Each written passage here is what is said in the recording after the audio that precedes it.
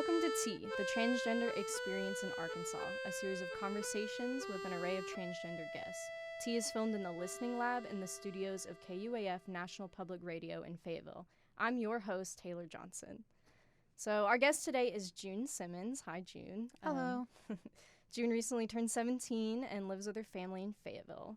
So, June, you identify as trans. What are your pronouns?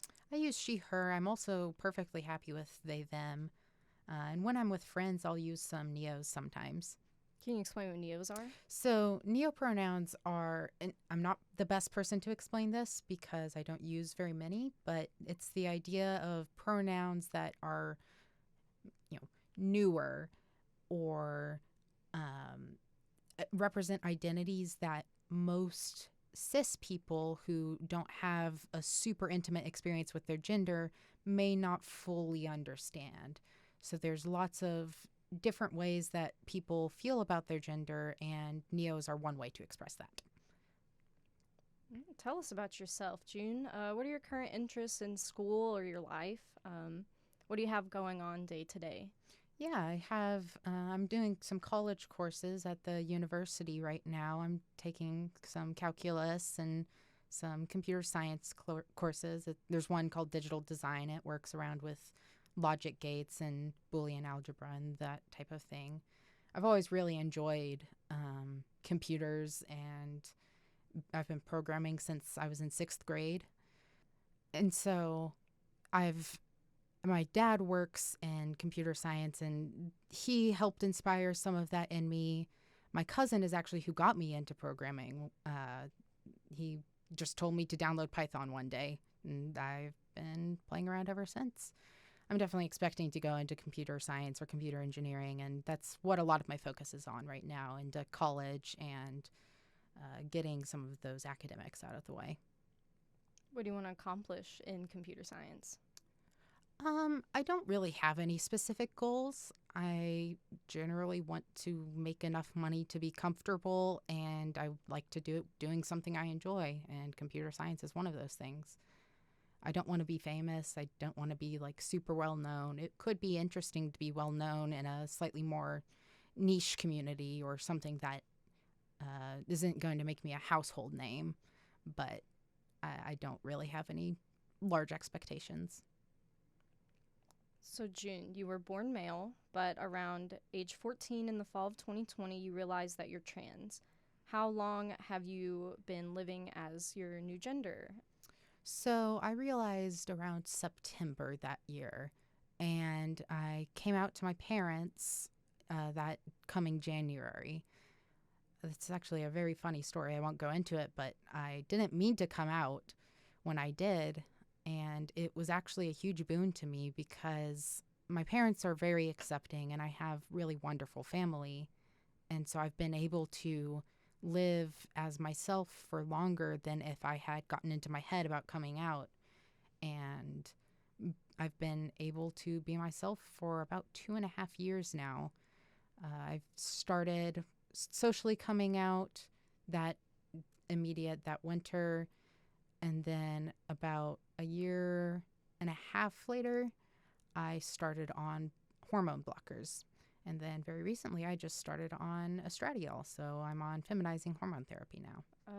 Do you think having a more accepting family has helped you in your journey? It is difficult to describe how much it benefits and how many different ways it is beneficial.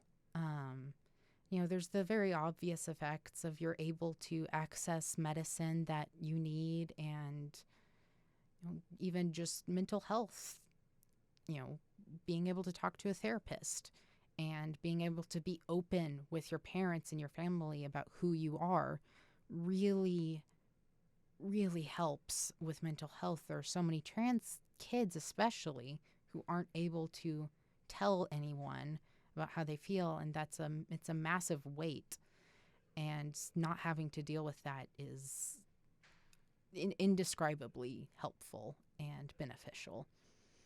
There are just so many different ways that helps. It helps with community because you're able to be more open as yourself. It helps at home, and it helps medically.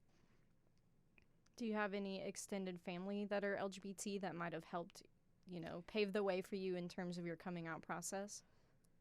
I actually have some interesting family. So one of my dad's brothers is gay, and I've known that for a long time. It never really was a major thing to me, especially since he's not trans. That didn't necessarily pave the way for me quite as much. But one of my mom's siblings they're non-binary. They came out quite a few years ago as a trans woman, and then a little more recently came out as non-binary. And that has helped pave the way for me a lot. It helps because I have family who already had the experience of knowing someone who's trans and switching names and how they refer to someone. So they were used to that, and it wasn't quite as much of a massive thing because they had some experience in that. I'm also just very similar to that family member, and we've been compared a lot. So it wasn't actually all that shocking to some people when I came out as trans because it felt like we were doing something very similar. What were the first few things that you initially explored when you were discovering your trans identity and affirming it for yourself? Yeah, so I found out because I was just looking into the trans community because I had some LGBTQ friends. I don't think at the time I knew anyone who was trans other than my mom's sibling. And so I wanted to know a little more about trans people, and I started to realize about myself, I have a lot of these experiences and a lot of these feelings, and that led me through, just some, you could call them online rabbit holes of exploring myself and the community and, what exactly I was feeling and if it was not normal or if it was. Once I come out, I had a really wonderful teacher at my school who asked me my pronouns the first day I met her. And that signaled to me, I knew she was someone I could talk to about. And so I started exploring I'd settled on a name at that point. And so I started exploring using that name in a public setting and presenting as a girl wearing dresses and that type of thing. By the time that summer came, I was actually pretty comfortable being very feminine and presenting as a woman in general. And a lot of that was due to the experience I had in school and also calling back to having supportive family. So coming out equals a lot of change, usually, right? So you changed your name, your dress, and you mentioned that you changed your speaking voice. Can you describe that process and how you kind of settled on a voice, how you taught yourself? What was that like? So I was actually pretty lucky in that department. I've always enjoyed playing around with my voice and making different voices. So when I started looking into how to feminize my voice, doing feminizing voice training, I was able to just follow some, really pretty basic tutorials online. I didn't need to go to a therapist, and I could do it myself. So even before I came out, I was working on my voice, and I was able to change it a good bit. I kind of just went until it was somewhere I was comfortable with and something I was happy with to hear myself sounding like. And it's a very common sentiment that a lot of trans women and men, I think it's maybe a little more prevalent in trans women, will almost overtrain their voice. So they'll go very far in one direction and sound very, very feminine. And over time, scoot back a little to a little more of a comfortable talking voice, which I definitely did myself. I can still talk in a slightly different resonance and pitch than where I'm at right now that sounds arguably a little more feminine, but where I currently talk is very comfortable for me and I think still relatively feminine sounding.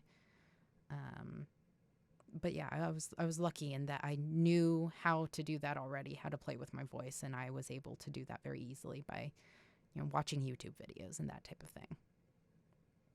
Earlier, you mentioned some gender affirming care that you're receiving. Do you feel comfortable describing the treatment for us? Yeah, so I won't go too in depth, but I believe it was early spring of 2021, I started on hormone blockers. I was on two specific types. There's one called spironolactone, and the other one is norethindrone acetate. They are medicines that I don't know which does what, but one helps your thyroid or tells your thyroid to stop sending messages to produce, in my case, testosterone. And the other medicine actually tells, the parts of my body that do produce that testosterone to produce less when they receive that message. And so I was on that for about a year and a half before starting on estrogen, which I'm doing in the form of shots. So I inject it and my body will actually pick up. It's a synthetic estrogen that my body picks up and distributes as if it was creating it. And that also helps suppress some of the testosterone production and also the effect, I believe.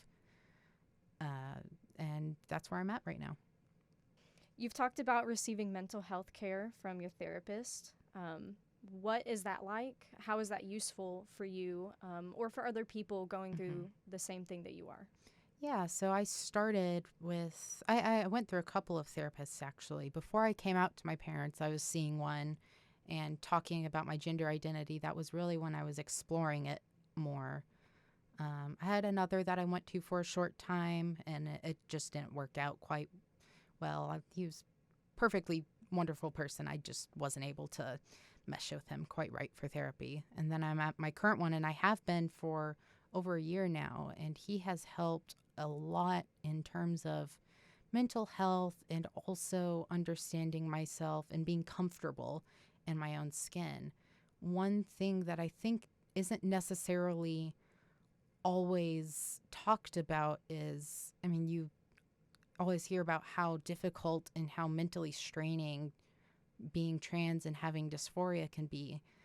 And oftentimes it is. Oftentimes that by itself is a source of immense anguish. But there's a lot of times, and especially for me, where it was a lot more of an underlying stressor. It was just a level of stress that I always felt that made me less capable of handling anything else. And my therapist has helped me talk through, I was dealing with some self-harming at the time because of my identity and lots of things, but that made it a lot more difficult to deal with stress and anguish without doing that. And my therapist helped me work through that. And so even though that wasn't necessarily directly related to my gender identity, it really did help me be a more healthy person and be able to continue on my transition journey because I wasn't at a place where it was safe to do that. And he's also helped me just become more comfortable in my skin, kind of understand where some of these feelings may be coming from, also understand where other people's feelings may be coming from. Family whom it's a surprise when you come out, especially when you come out as trans, because that feels very different. And I think that's something that is difficult to understand from the perspective of a trans person who it's so much to be dealing with. And so it almost feels like, how could anyone else have struggles when I'm already dealing with so much? Why does this thing have to be a problem to them? And it's really important to understand why and to be able to know why so you can sympathize with that. And because it helps with communication and ultimately helps you as well, because you'll be able to come out and help your family with referring to you by the right name and the right pronouns. And if you don't understand that, that's a lot harder to do. So mental health and therapy is super important in transition and just being a trans person in general, also being a person in general. But in the terms of transitioning, it really does help with so many things. On top of perspective shifts and ways to be comfortable with yourself and with other people in your life, you also discovered that you're neurodivergent. How do you manage that diagnosis, and does that play into your identity discovery?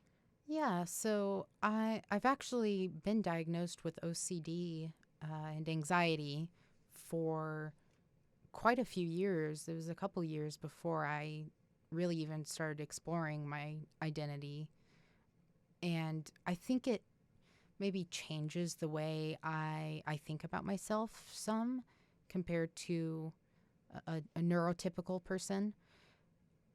But, I don't have that experience, so I can only give what I've felt. I think really it makes it more difficult because, like I was talking about earlier with some of how gender dysphoria can act as just a blanket over everything that makes dealing with stress more difficult.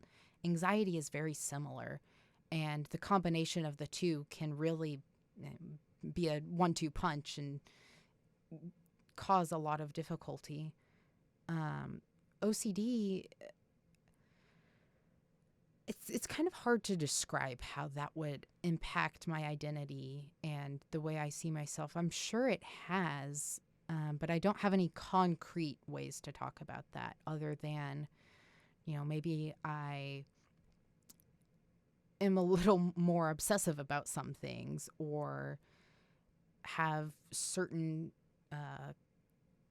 times where I feel like I need to focus on something. And so that could, help with transitioning, and because you can get really set on something, and that, depending on the situation you're in, can be helpful.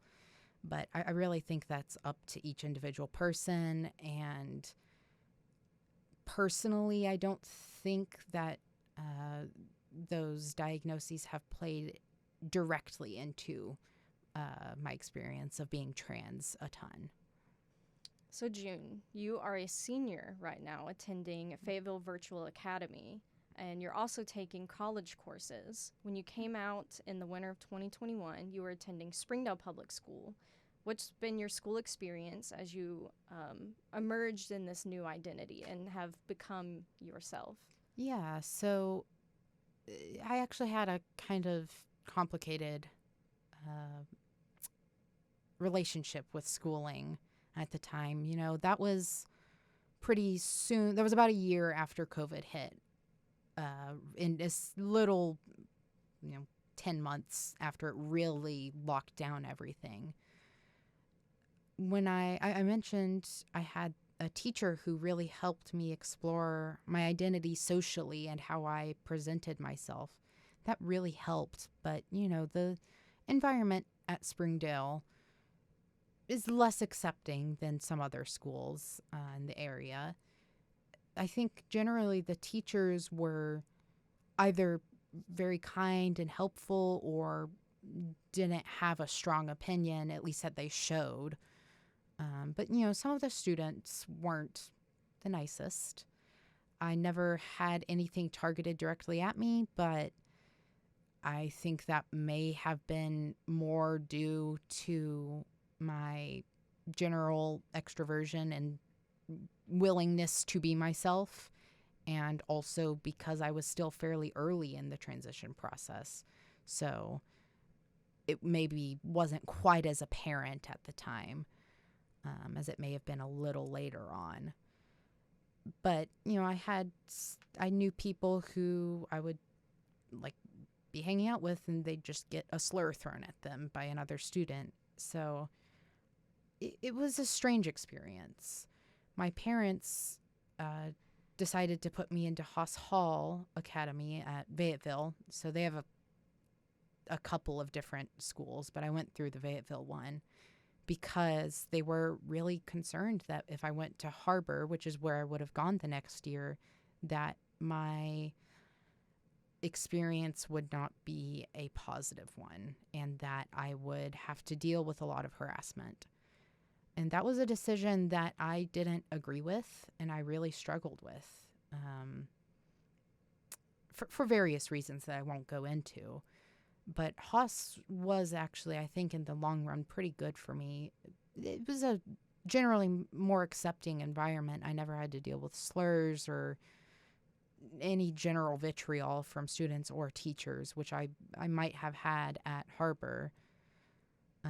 It was also good for me academically, which, again, I won't get into. But now I'm through Fayetteville Virtual Academy and going through the U of A, I haven't had any issues. I mean, I'm only 2 weeks in so far, but I haven't had any struggles with harassment or anything.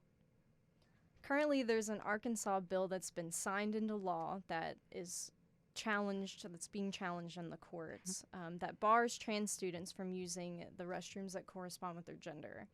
Do you have any thoughts you'd like to share on this or any other issue like it?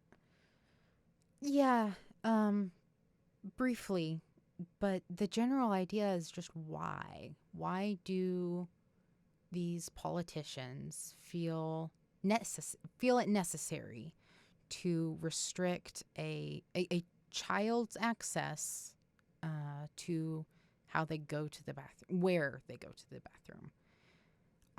The argument is that they are worried they're protecting the children from pedophiles. And to that, I would say, that implies that I, a 17-year-old, am a pedophile or am more likely to be one. And I don't know what I can say other than no. That there is nothing showing a correlation between being trans and committing any sex crimes. You know, as a trans woman, I am a woman, and I very strongly believe I should be able to use the bathroom where I'm most comfortable. It hasn't impacted me personally a ton, but there are people I know who it does impact, and it does have a mental toll on you to know that your legislators either care about you so little that they will pass a bill like that or actively think you are a harm. And that's hard to deal with. If we go into some of the other bills, you know, there was the recent one that got struck down that would have prevented me from receiving gender-affirming care. And there is so much scientific evidence that that type of care improves the lives of trans people drastically more than it hurts their lives. You know, if you look at the statistics, the suicide rates of trans people after undergoing gender-affirming care or while undergoing it are significantly lower than trans people not undergoing that type of care. And it has the idea that these politicians know better than me and my parents and my doctors about what is good for me. And there is no reason to think they should know better. And there is plenty of reason to think they shouldn't.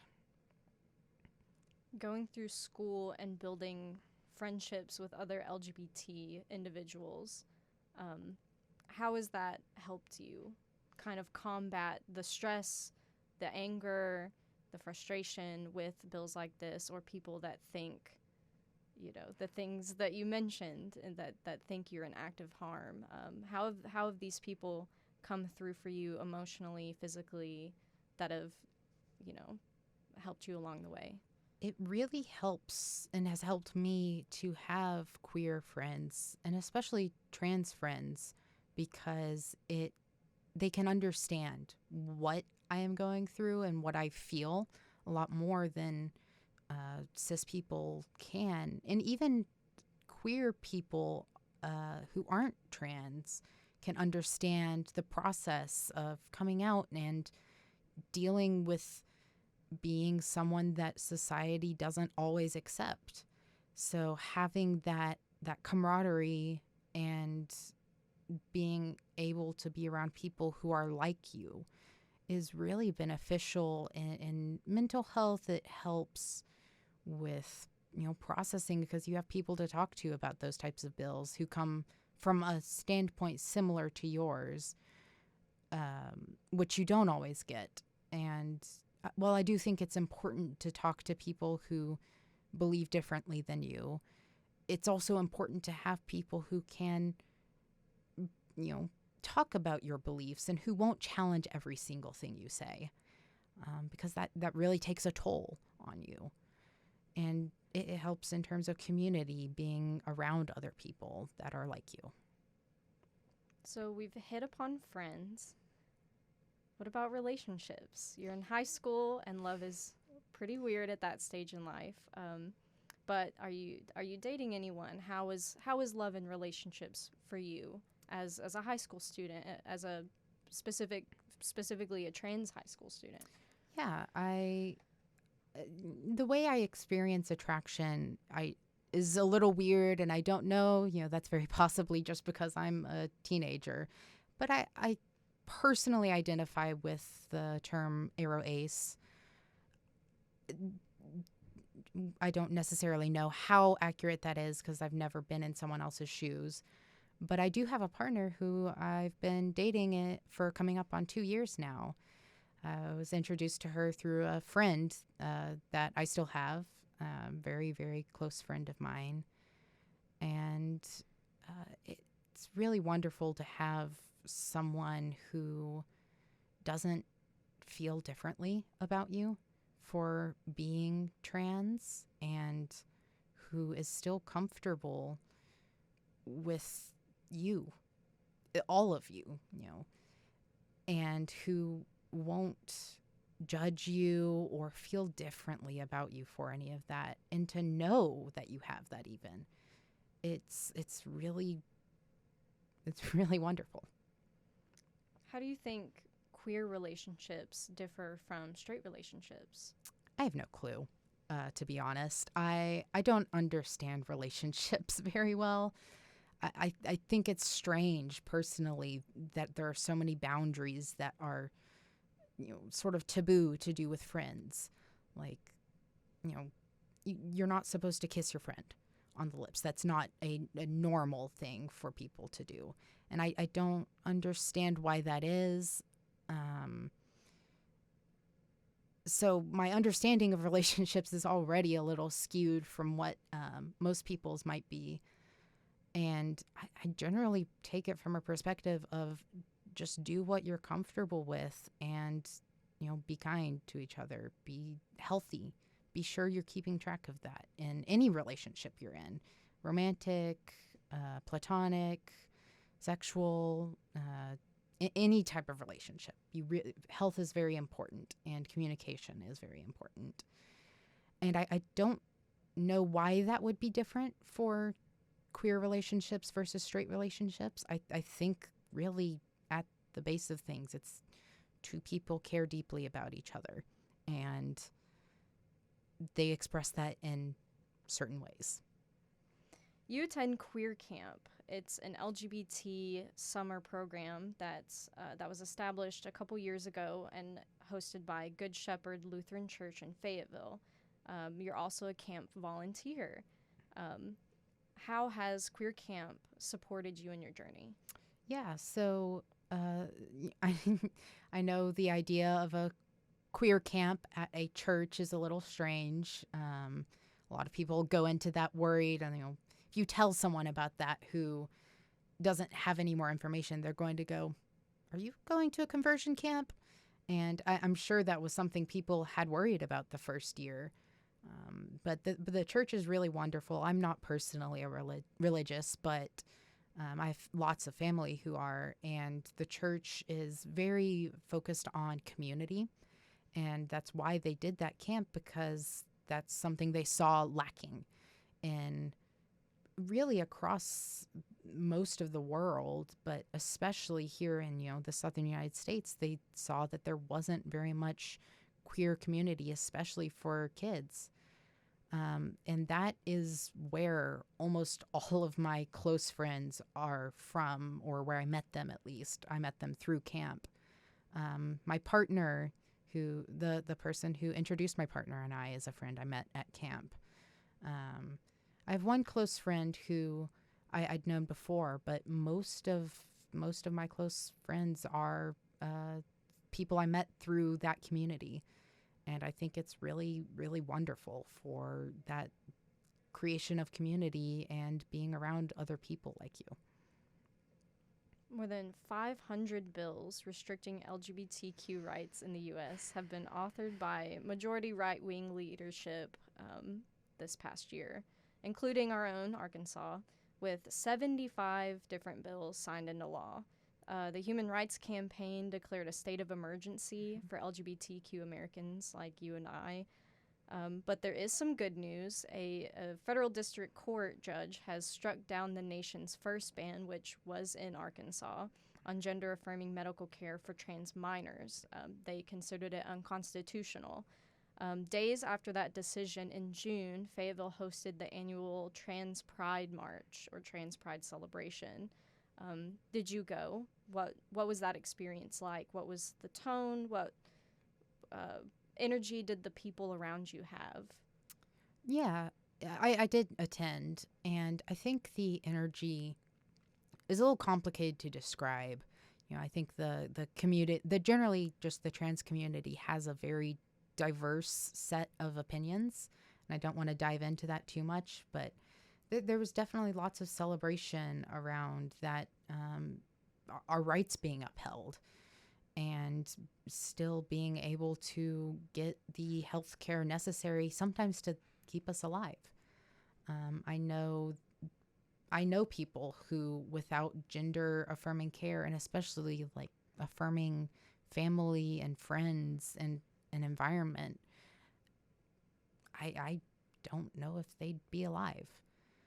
And having that community here and having something like the Trans March to really represent that care for rights and the community helps a lot. And I think in general that environment was pretty positive that day. Do you have any advice for young trans folks such as yourself that are either beginning this journey or are on it? Do you have any words of wisdom, any encouragement? I mean, some. I can only speak to my experience as a trans femme person. I think, well, what I'll say is come out when you're safe. Don't come out before you know you are safe. But when you do know you're safe, it's a wonderful thing to be able to do. It's very important to be physically safe over everything else. And not very far behind that is being able to be mentally safe. And coming out is a massive step in the process of becoming more mentally safe in yourself and in your community. I don't have any very specific advice for younger trans kids other than, it's okay to feel like that. And there are some feelings that are normal and will go away for some kids, but some aren't, and some will stay. And that's something to look into. And I think this applies even to cis kids or questioning kids. Feel free to explore your identity. There are so many ways you can do that. And you don't have to talk to other people about that if you aren't comfortable with it. It's a good thing to do, but if you need to just go online and figure out what on earth you're feeling, that's perfectly okay. That was June Simmons, guest for our series T, the Transgender Experience in Arkansas. June, thank you so much for joining. I hope you had a great time. We had a wonderful time listening to you. I've been your host, Taylor Johnson. And June, thank you for your time. Thank you.